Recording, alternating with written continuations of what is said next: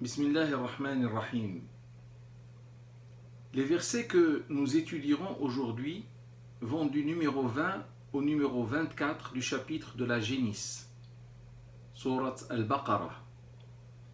Il s'agit du premier appel céleste s'adressant à l'humanité tout entière dans le Saint-Coran. Cet appel concerne la nécessité d'adorer Allah subhanahu wa ta'ala pour ce qu'il est dans son immensité et sa générosité, mais aussi dans son pouvoir de création et dans sa souveraineté.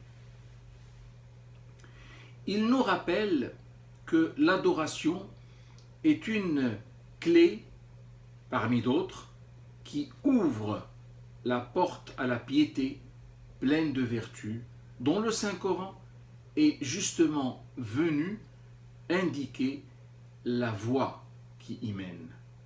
Dieu dit dans cet appel: Ya ayyuhan nas, u'budu rabbakum, alladhi khalaqakum, walladhina min qablikum, la'allakum tattaqun. Ce qui signifie: ô hommes, adorez votre Seigneur qui vous a créé, vous et ceux qui vous ont précédés. Ainsi prétendrez-vous à la piété pleine de vertus. Mais le plus étonnant dans tout cela est que Dieu, subhanahu wa ta'ala, Allah, ne se suffit pas de dire qu'il faille l'adorer. Il explique pourquoi. Car le but n'est pas d'imposer le concept d'adoration, mais de convaincre de son bien fondé.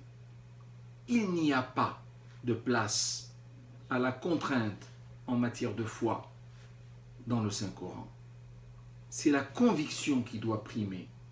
Et cet appel est l'exemple type de discours tolérant dont foisonne le livre sacré.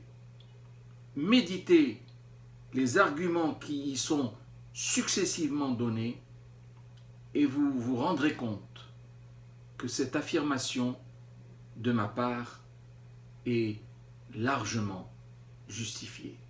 Nous aurons l'occasion d'y revenir dans nos prochaines apparitions. Qu'Allah soit loué pour tout ce qu'il nous a donné et fasse-t-il que nous soyons tous bien agréés. Amen.